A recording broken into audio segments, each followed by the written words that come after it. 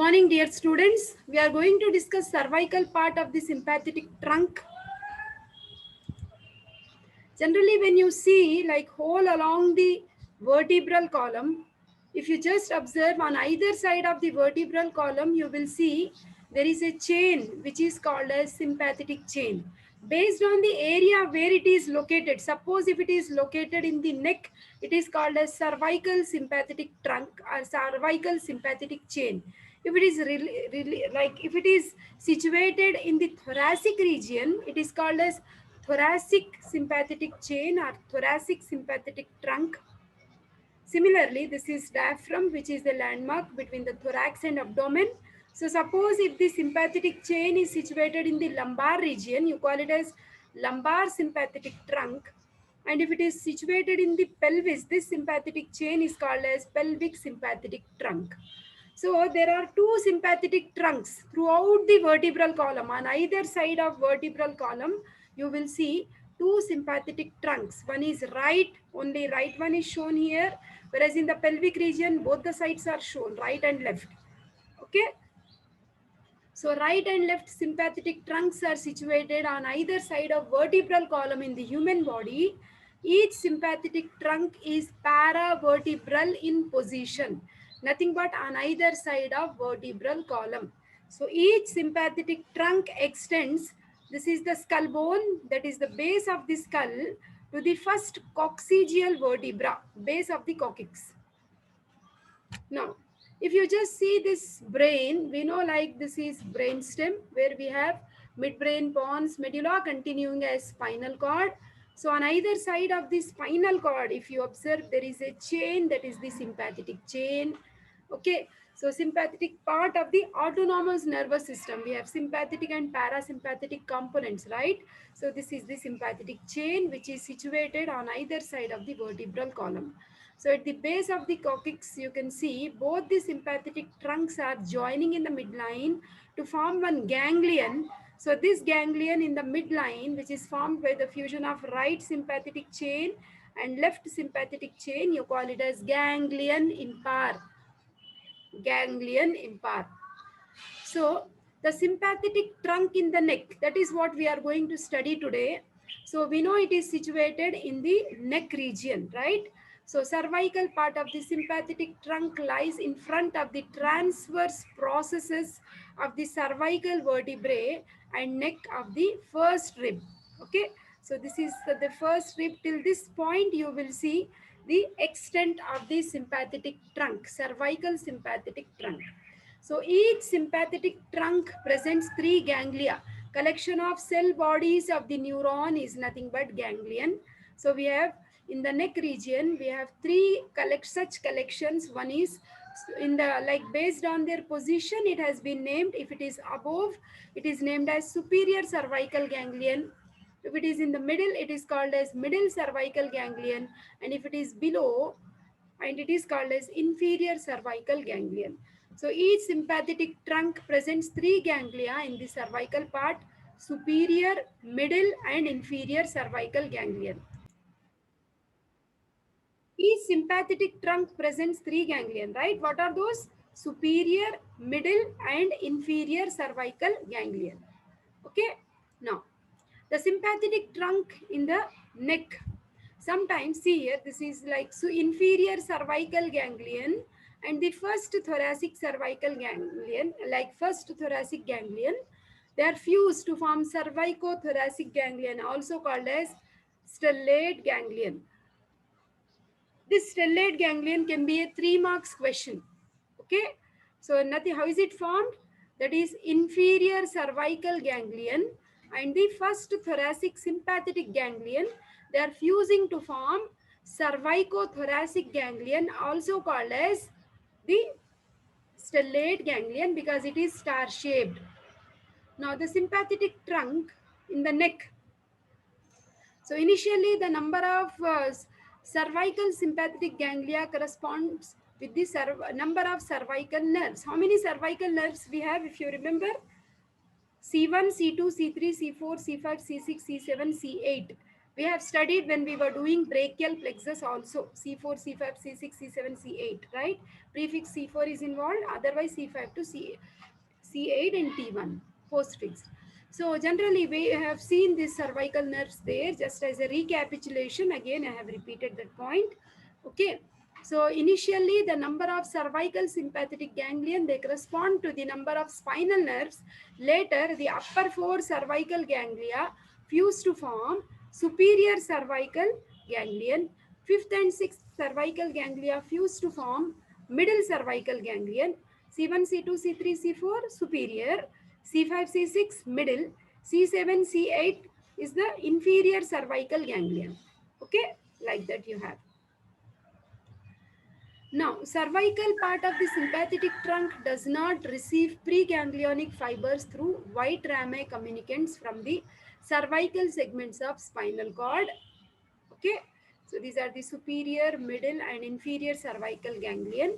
So each cervical sympathetic trunk gives postganglionic fibers via gray rami communicants to each of the 8 cervical spinal nerves. Okay,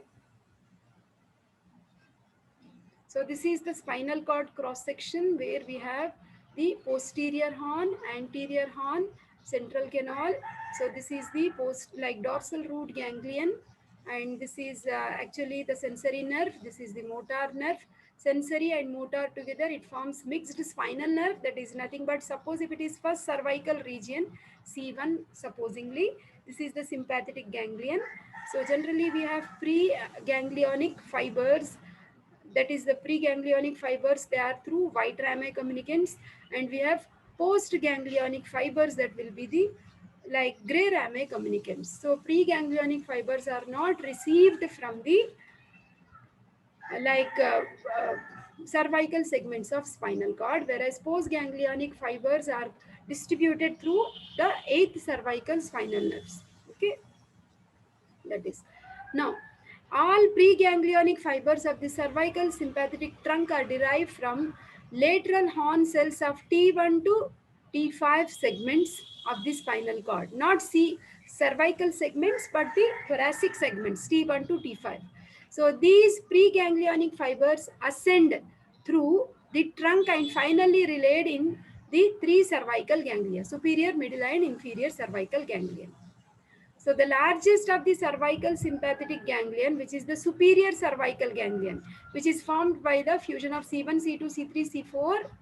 Okay, it is fusiform in shape, which is spindle shape. Length is 2.5 centimeters. Okay, in front of the transverse process of C2 and C3 vertebra. So this is the superior cervical ganglion. It receives preganglionic fibers mostly from the upper 3 thoracic segments of the spinal cord. Now, the branches of the superior cervical ganglion, they divide into lateral, medial, anterior and descending. Okay. So, all branches convey postganglionic fibers and some sensory fibers from the target organs. So, these are gray rami communicants. The postganglionic fibers are nothing but the gray rami communicants to upper 4 cervical nerves. Okay. These are the gray rami communicants which are going to upper 4 cervical nerves. The medial branches of superior cervical ganglion are laryngopharyngeal branches and cardiac branches. Laryngopharyngeal branches supply carotid body and form pharyngeal plexus with glossopharyngeal and vagus nerves, that is 9th and 10th cranial nerves. Cardiac branch, they go to the heart, forming right cardiac branch joins with the deep cardiac plexus. Left cardiac branch joins the superficial cardiac plexus. Now, the anterior branches of the superior cervical ganglion, they ramify around common carotid artery, external carotid artery and its branches. You can see here carotid and external carotids. The sympathetic plexus around facial artery gives filament to the submandibular ganglion. Sympathetic plexus around middle meningeal artery gives a filament to otic ganglion and another filament to the genicular ganglion of facial nerve as external petrosal nerve. Ascending branches of superior cervical ganglion, it forms the internal carotid nerve, as you can see here. Branches of sympathetic plexus around internal carotid artery. They form carotidotympanic nerves, deep pectoral nerve, and nervus coronari supplying the pineal gland. Communicating branches of trigeminal ganglion. Third, oculomotor, trochlear, trigeminal, and abducent cranial nerves. Nothing but third, fourth, fifth, and sixth cranial nerves. Terminal branches supply pia mater and also tarsal muscles.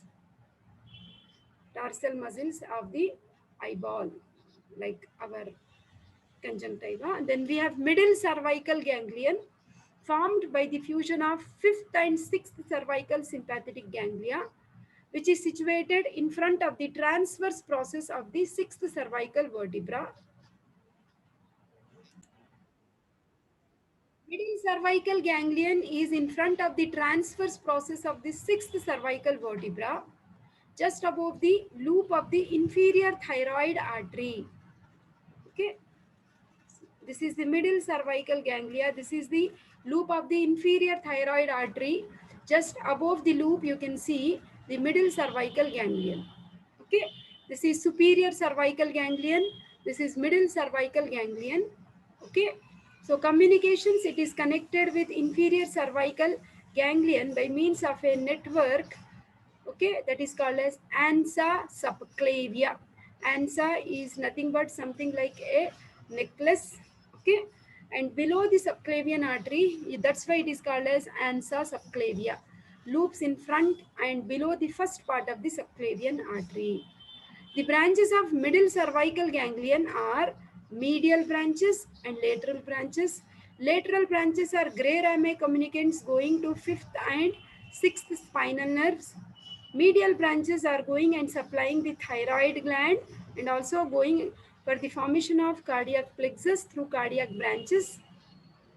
So this is superior cervical ganglion. Okay, this is middle cervical ganglion. This is inferior cervical ganglion.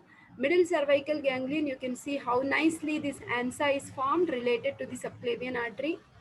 Okay, so superior cervical ganglion is closely related to internal carotid artery and also external carotid. Middle is related to inferior thyroid artery, isn't it?